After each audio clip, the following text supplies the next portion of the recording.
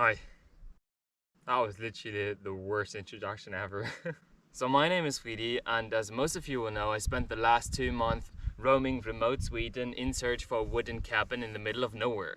And I want to share with you my top 12 tips on how to do that. And I learned a couple of lessons the hard way, so maybe I can spare you that with this video. I wish you a lot of fun, and yeah, stay tuned. Coming at you with tip number 1, and this one might be the most crucial thing. Take your time.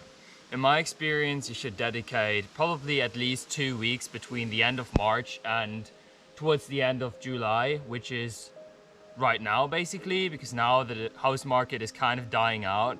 So take your time, take at least 2 weeks, search south, maybe central, or even up north Sweden throughout these 2 weeks. As we all know, the more winter approaches, the more the Swedes become cozy in the houses, and you will find that the housing market is absolutely deserted.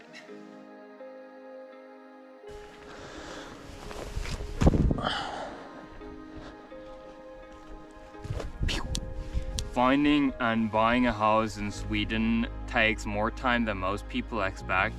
Yes, once you've transferred the money, getting the keys is fairly easy and quick, but keep in mind that the bidding process on a house can take up to like 3 weeks.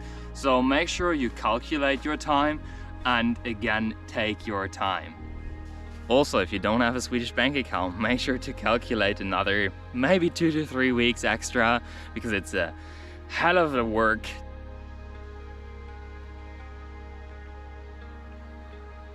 And when it comes to my preferred search engines, try Hemnet.se, and or you should probably go with both, Bully.se. In these search engines you can actually save a search, and it gives you daily or weekly alerts whenever a new house that is to your liking, to your filters, comes up, and that is super convenient.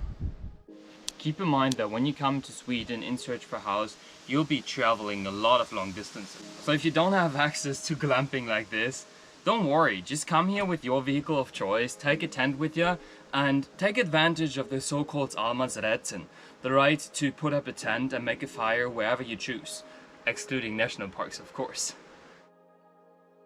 It's smart to look at houses from the bird's perspective using Google Maps satellite function. Also, you can do digital viewings. They provide that here in Sweden most of the times. So you can do that and rule out houses before you actually end up driving 3 hours just in vain, and to find out that the house is actually next to a road. And yes, I learned that the hard way. If I can hear cars, it's going to be a deal breaker. And I did end up hearing cars.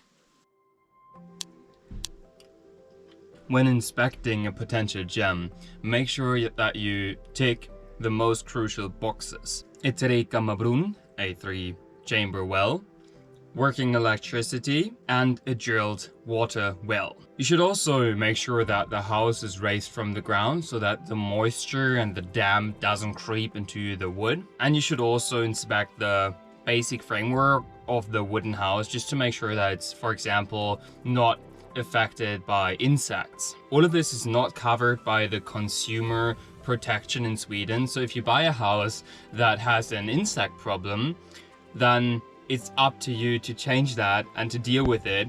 You can also reach out to the commune in most cases and ask how much a trekammarbrunn would, for example, cost, or what kind of chamber system has already been installed, which is pretty cool. Just to give you a rough idea of how much things cost when these things are not already established, a trekammarbrunn as well as a drilled well, depending on its depth and the ground sort of quality, you can expect up to 10,000 euros for each. Moving on. Depending on whether you want to move to this cottage long term or just come here for a couple of sunny weeks in the summer, it's up to you really, but you need to keep an eye out for radon. In English it's called radon, and it can affect your health over a long time. So if it's just a couple of weeks, you're probably good in the summer, but if you're thinking about moving here long term, you might want to check that. And also keep in mind that in Sweden it takes up to 2 weeks for this testing to be processed until you get the final results.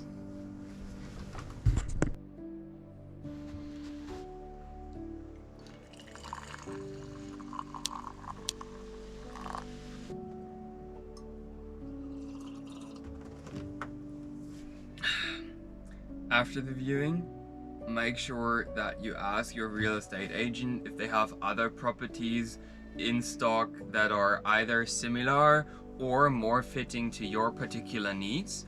I found both my favorite properties just by asking the real estate agent if they knew whether they had more like in the same area or the close vicinity. So I was literally, one time they told me, yeah, we have another one. It's actually my boyfriend's cottage. It's 6 kilometers down the road, so you might as well just drive there. Drove there and it was the prettiest one I've seen in all these like 2 months. So certainly ask them if they have more in store. Because let's be real, at the end of the day, you don't really want to miss out on your dream property just because you were too shy to ask, right? So you found your dream house, things are getting more serious, then you should know that the majority of houses go through a process of bidding.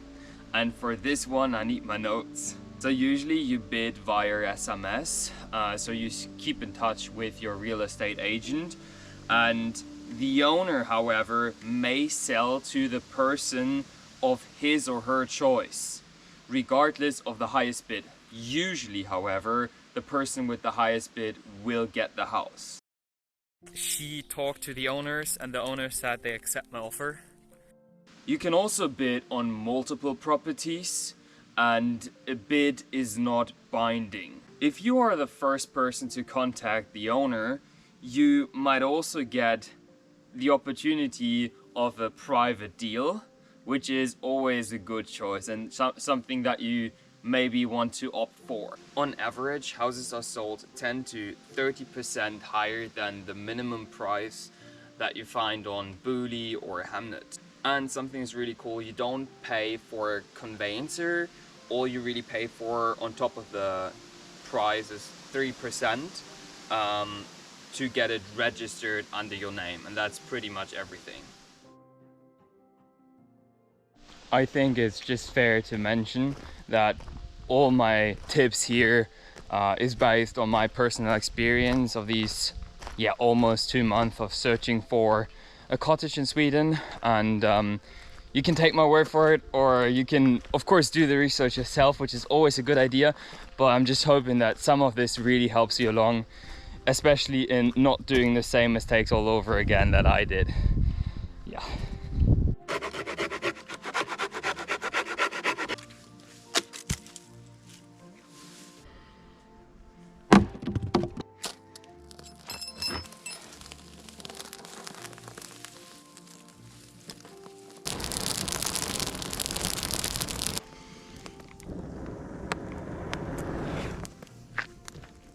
So we got fire, it's time for the next tip on the list, and this is most agencies, like most real estate agencies, they will accept international money transfer as long as you can prove the money's origin. So they want to make sure that it's not money laundering, if that makes sense.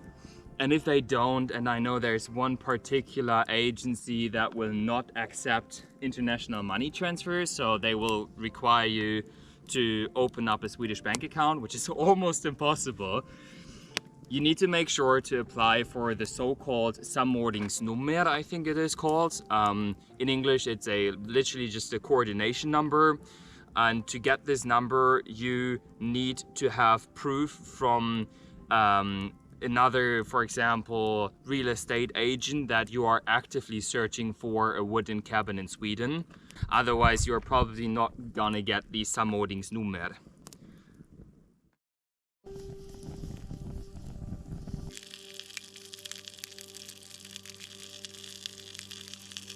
Now that I have some tucker here and a good feed, that's for sure, even though it's pretty primitive to be honest, it's still good. We can talk about what happened once you've chosen to buy a house. So if you've chosen to buy a house, then be prepared to transfer the first 10% of the price right away, or like within a couple days, and then the missing 90%, the rest you should, I think, transfer within 1 to 2 weeks, just as a heads up for you guys to be prepared.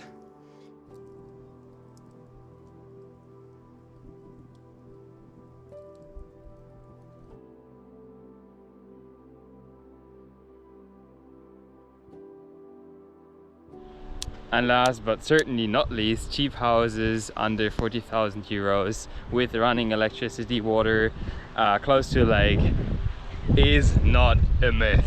I've seen houses sold for less than 37,000 euros, pretty much on the latitude of Karlstad and higher. It's going to be a pain in the ass finding and searching for something like that in that price category in south Sweden, but everything I'd say above the latitude of Karlstad, you have a fairly good chance of finding something relatively cheap that, you know, has sort of the basics already established.